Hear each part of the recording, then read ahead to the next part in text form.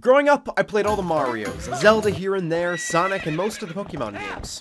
I was mainly a baby Nintendo boy, so I never really ventured out into other content until years later when I discovered games like Call of Duty and Skyrim and whatnot.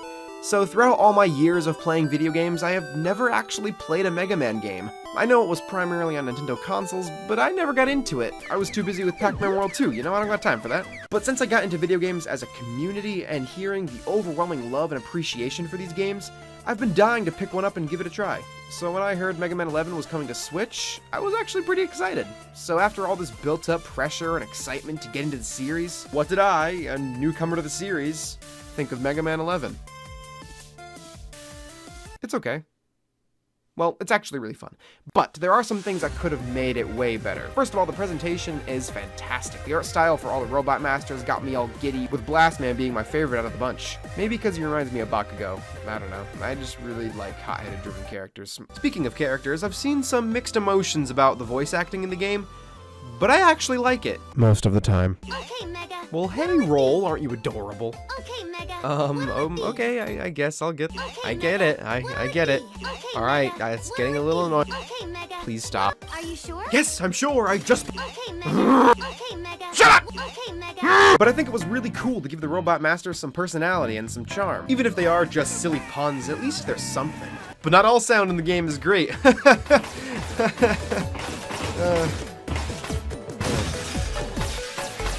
Let's talk about the music. With the exception of like 2 tracks, most of it isn't that good. It honestly sounds like they just ripped a bunch of royalty-free tracks and put them in the game. It didn't sound like they put too much effort into it at all, really. Then you got Mario over here with a...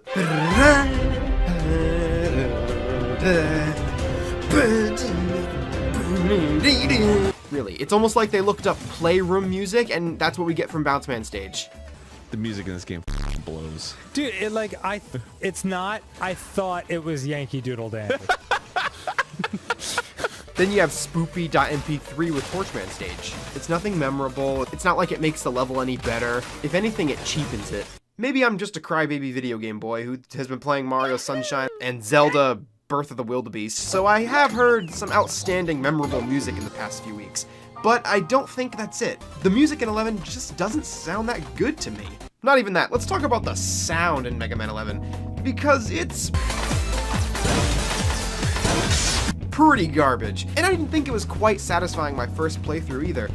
Like, where's his little sound? I've never played Mega Man, but I know that sound, and it's super fun. Why isn't it there? Mega Man 11's Buster, on the other hand, just feels more soft, plush, if you will. Less oomph behind the blast, which I guess you could say fits the newer, cleaner aesthetic of 11, but the music isn't as good either.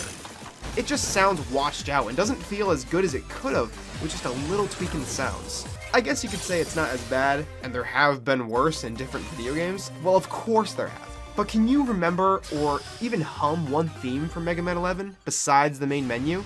Also, I don't like the sound of Mega Man's voice, so... Let those robots go, Dr. Wily! Ugh. But his voice is a minor issue in comparison to how he moves. The double gear system is really fun and very rewarding if you use it effectively. The difficulty in pulling these things off is fun too, and managing your gear's power supply adds another layer to the challenge, which this game has quite a bit of. I'm new to Mega Man, like I said, so I found my first playthrough of this game to be really, really difficult. But after learning the layout of the level from doing it over and over, I got better, and I taught myself how to do it.